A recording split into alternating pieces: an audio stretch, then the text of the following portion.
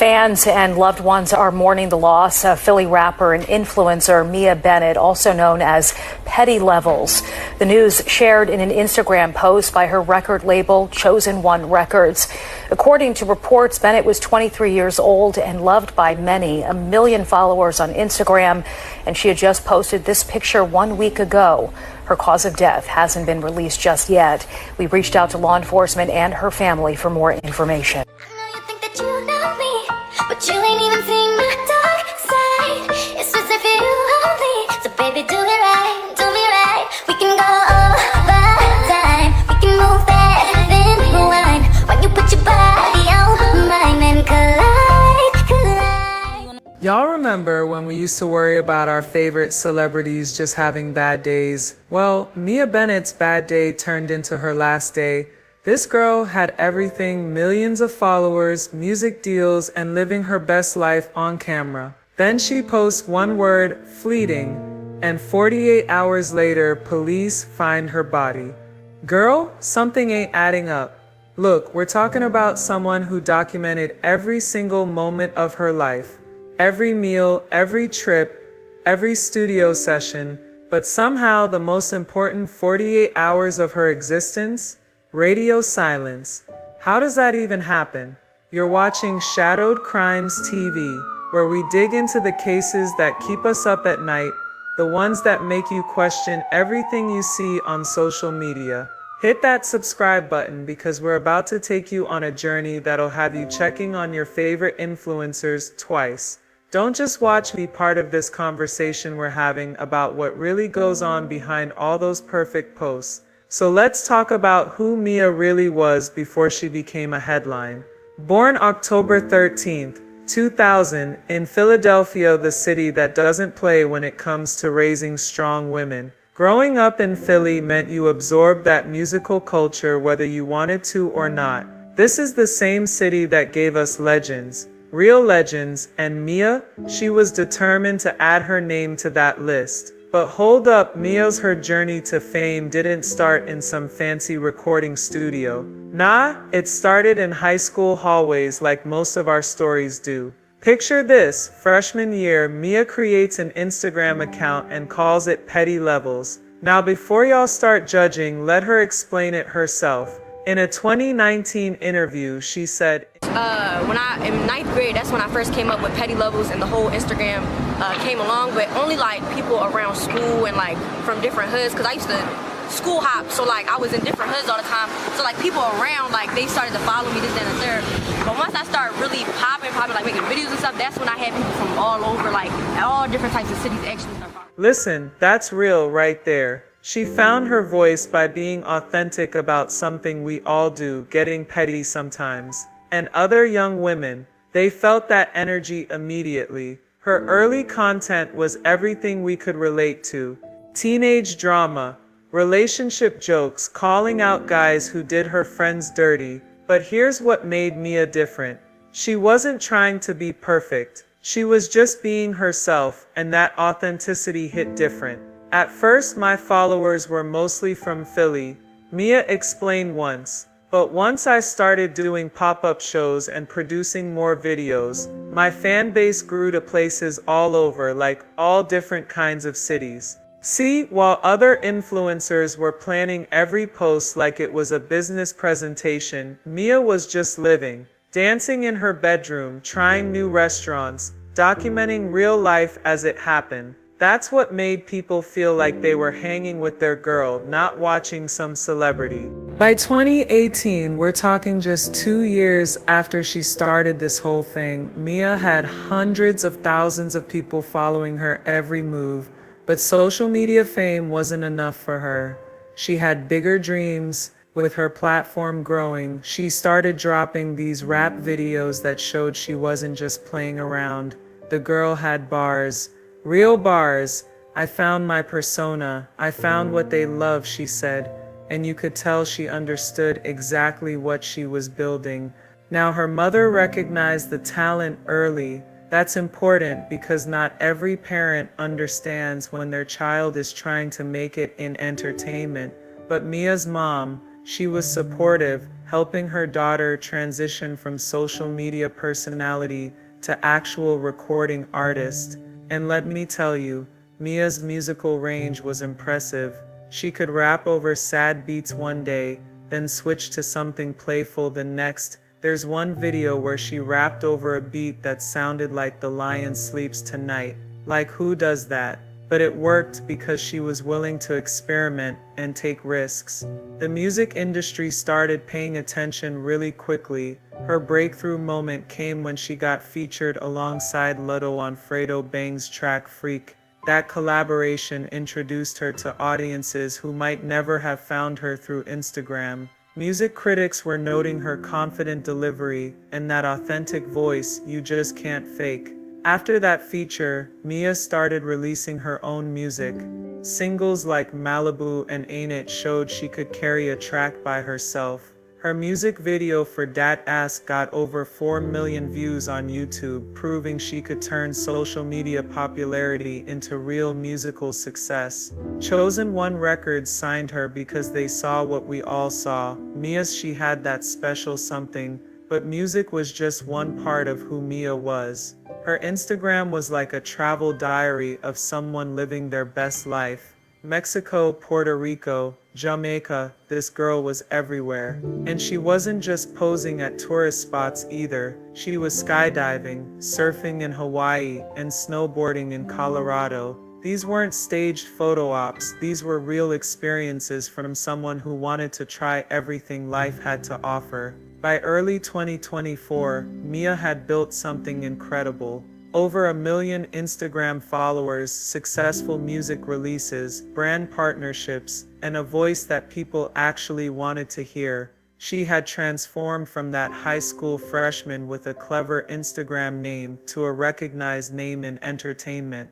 In that 2019 interview, she said something that hits different. Now just know that Petty Levels will not just be an Instagram name. Sooner or later, it will be on billboards, it will be on your playlists, it will be on the radio, it will be everywhere you go. She was manifesting her dreams, speaking them into existence. She just didn't know how limited her time would be to see them come true.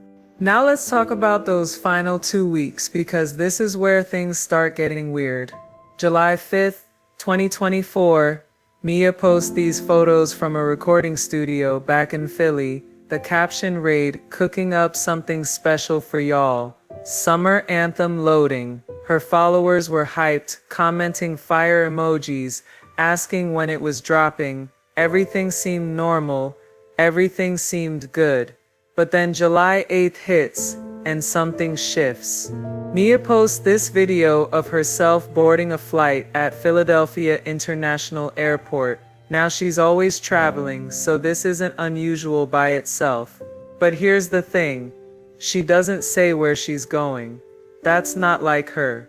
Mia documented everything, every destination, every reason for traveling. And then she drops this message in her Instagram stories. Sometimes you need to get away to find what you're looking for. Now that could mean anything, right? It could be that she's talking about creative inspiration, or it could be personal stuff. But looking back, that was the first sign something was weighing on her mind. 2 days later, July 10th, we find out she's in Tampa, Florida. She's staying at this luxury hotel overlooking Tampa Bay, posting poolside photos, sunset shots. The caption says, "Tampa vibes got me feeling alive." So far, everything looks perfect. That's the thing about social media though. It only shows you what people want you to see. But here's what's bothering me. Why Tampa? No scheduled performances were announced. No music collaborators from that area got tagged. Some fans thought maybe she was meeting with a record label, and others figured it was just a vacation. But Mia usually told her followers what she was up to. This time, nothing. On July 12th, she posts a photo from a Tampa nightclub with some people. None of them are tagged. None of them are identified. The caption just says, "Nights we won't forget." This would be the last time other people appeared in her content. After this, she's alone in every post. Then her posting pattern changes completely. This girl who shared her life daily suddenly goes quiet. July 14th, Miss one photo of Tampa skyline at night, no caption. July 15th, Miss complete silence. That's not Mia, that's not the person who built a 1 million-follower platform by sharing everything. July 16th, she comes back with a selfie from what looks like her hotel room. But the caption? Looking back at everything I've built, grateful for the journey. Her followers noticed the reflective tone, commenting about how deep it sounded, how different it felt from her usual energy. And then July 17th, the final post, 4 photos and 1 word, fleeting. Let me paint this picture for you. Photo 1, Mia in a white dress on a balcony overlooking Tampa Bay. Photo 2, her smiling with a glass of wine. Photo 3, sunset over the water. Photo 4, a close-up of her face with an expression that many people later described as peaceful, almost resigned. That word though, fleeting, it means lasting for a very short time, temporary, here and gone. Was she talking about her time in Tampa? The sunset? Her career? Her life? After everything that happened, that word feels like a message we should have understood. But here's the thing. At a time, nobody was alarmed. Her followers just commented on how beautiful she looked and asked when she was coming back to Philly. Nobody knew those would be the last photos we'd ever see of Mia alive. After that post, digital silence. No more Instagram stories. No TikTok videos. No tweets. The girl who lived her life online just disappeared from the internet. What we know about the next 24 hours comes from scattered reports. Hotel staff later told local news that Mia checked out on the morning of July 18th. A rideshare driver said he picked up someone matching her description from the hotel around 11 a.m. and dropped her off near Tampa International Airport. But here's where it gets confusing. There are no confirmed flight bookings in her name leaving Tampa that day. So if she wasn't flying anywhere, why go to the airport? What was she planning to do there? The area where her body was found the next day is about half a mile from the airport near a service road. Not exactly a place you just stumble upon. So how did she get from the main terminal to that isolated spot? What happened during those final hours? And why was she alone? July 19th, 2024, 7:30 in the morning. Florida heat is already building. Another summer day in Tampa. An airport maintenance worker is doing his routine inspection of a drainage area near a service road, about half a mile from Tampa International Airport's main terminal. At first, he thinks he sees someone sleeping. You know how it is. Sometimes people find quiet spots to rest. He calls out, gets no response, walks over to check on them. What he finds instead changes everything. A young woman lying on her side like she had just lain down to take a nap and never woke up. No visible injuries, no signs of struggle, nothing to immediately tell you how she died. Just stillness where there should have been life. The worker calls 911 immediately. Tampa Police Department officers arrive within minutes. The yellow crime scene tape going up, sectioning off the area. Detective Maria Sanchez, who becomes the lead investigator, gets there shortly after the first responders. Now the body had no identification, no purse, no wallet, no phone, but those tattoos told the story. A small crown on her right wrist, the words "levels up" across her collarbone. Those distinctive marks that Mia's followers knew by heart. By mid-afternoon, after fingerprints were processed, they confirmed what many people were starting to fear. Mia Bennett, 23 years old, from Philadelphia, known to millions as Petty Levels, was gone. The death of Philly rapper and influencer Mia Bennett, also known as Petty Levels. Her record label, Chosen One Records, announced her passing. 23-year-old Bennett had 1 million followers on Instagram and had just posted this picture 1 week ago. No word yet on a cause of death. We've reached out to law enforcement and her family for more information. The news broke on local Tampa stations first, then spread across social media like wildfire. Within hours, her Instagram following jumped by another 200,000 people. It's sick how death makes people pay attention in ways life never could. Tampa Police Department's initial statement was short. The deceased has been identified as Mia Bennett, 23, of Philadelphia, Pennsylvania. The cause and manner of death are pending investigation by the Hillsborough County Medical Examiner's Office. At this time, there are no obvious signs of foul play. That last part, no obvious signs of foul play, became the center of everything. What did that even mean? No violence? No drugs? No suicide note? Police weren't saying, just citing the ongoing investigation. The medical examiner took custody of Mia's body that same afternoon. Standard protocol includes toxicology screening, which takes weeks to complete. The preliminary autopsy, according to sources close to the investigation, showed no immediate cause of death, no traumatic injuries, no obvious signs of overdose, no indicators of a medical event like a heart attack or stroke. So what killed her? That became the question everyone was asking, but nobody could answer. As news of Mia's death spread, her family back in Philadelphia got hit with grief and suddenly found themselves in the public eye. Her mother, Tanya Bennett, released a statement through a family attorney. "We are devastated by the loss of our beautiful daughter, Mia." Investigators interviewed hotel staff, rideshare drivers, and airport personnel. They got Mia's hotel room records, searched the room even though she'd already checked out. According to sources familiar with the investigation, nothing unusual was found. The rideshare driver who took Mia to the airport area on July 18th was interviewed multiple times. He insisted he dropped her at the departures level of the main terminal, not near that service road where she was found. GPS records from the rideshare app confirmed the terminal drop-off, so how did Mia get from the main terminal to that isolated area? Why would she make that journey? These questions still don't have answers. Almost a year later, this investigation remains active but frustratingly incomplete. The medical examiner still lists cause and manner of death as pending while waiting for toxicology results. Tampa police continue interviewing potential witnesses and analyzing what little evidence they have. Mia's phone remains missing, probably the most critical piece of evidence that could answer many questions about her final hours. Investigators did get her phone records though, and they show her last outgoing call was to a Philadelphia number associated with her mother at 9:17 p.m. on July 17th, shortly after that final Instagram post. The call lasted just under 2 minutes.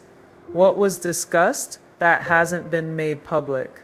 Let's be real about the theories floating around, because each one seems to explain some things while leaving other questions hanging. First theory, accidental death. Maybe Mia took medication or something that caused an unexpected reaction. This might explain why police said no obvious signs of foul play, but this doesn't address why she'd be in that specific location near the service road. If she were impaired, how did she navigate to such an isolated spot? And again, where are her belongings? Second theory, she took her own life.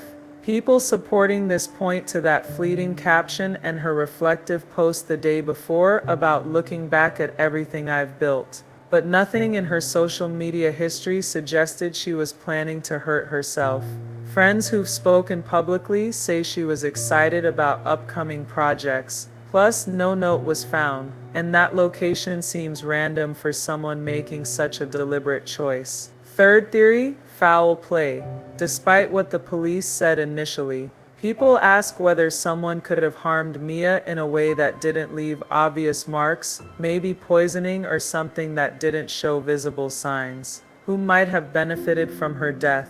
Did she have enemies? Was she involved in relationships or business dealings that turned dangerous? The missing belongings and isolated location fuel this theory, but the most persistent questions revolve around Tampa itself. why was Mia there? Her social media offered no clear explanation. No performances, no mentioned collaborations. Some fans speculated about record label meetings, but no such meetings have been confirmed.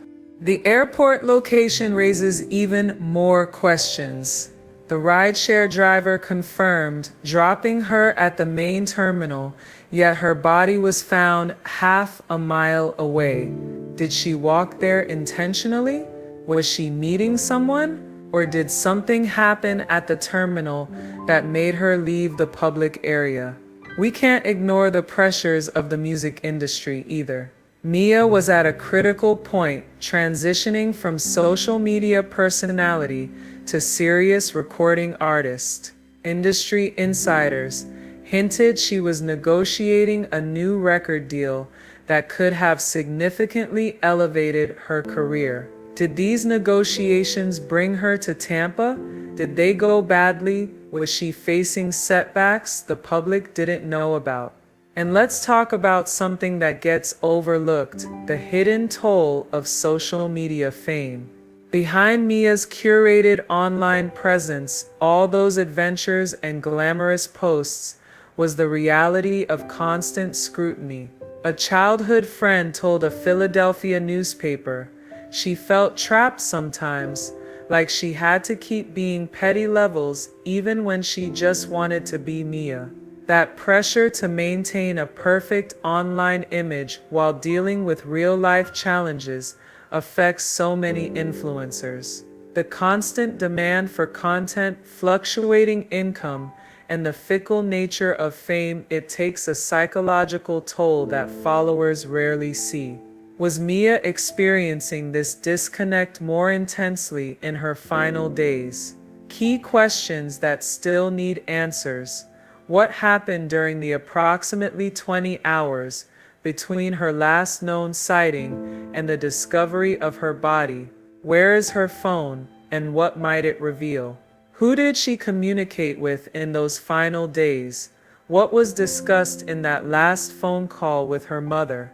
Did she travel to Tampa alone, or was she meeting someone? If she intended to leave Tampa, where was her luggage? What will toxicology reports reveal?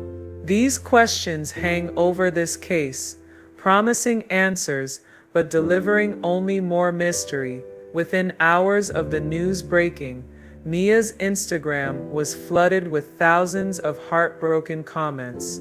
Fans created tribute videos compiling her most memorable moments. Musicians like Fredo Bang and Latto posted black squares with broken heart emojis. Her music streams jumped 500% overnight, a painful reminder of how death often amplifies an artist's reach in ways life never could. Malibu and Ain't It climbed streaming charts as new listeners discovered her work.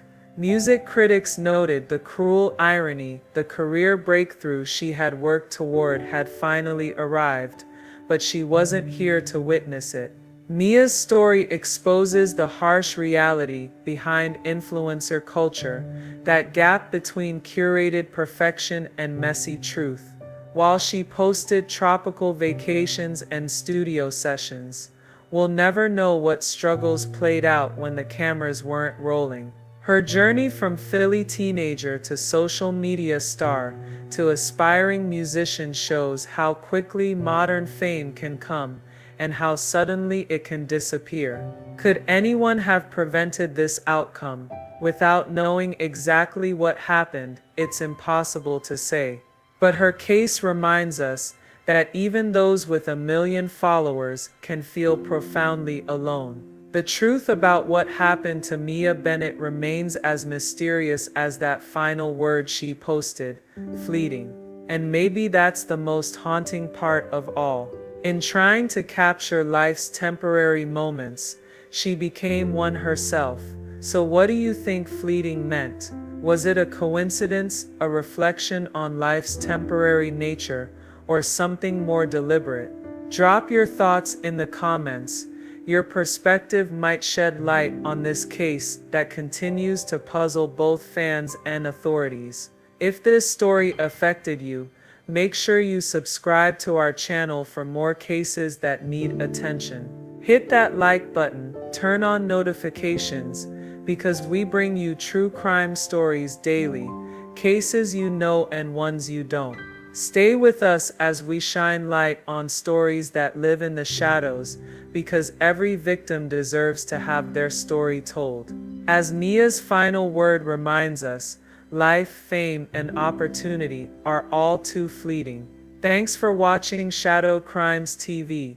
We'll see you in the next one.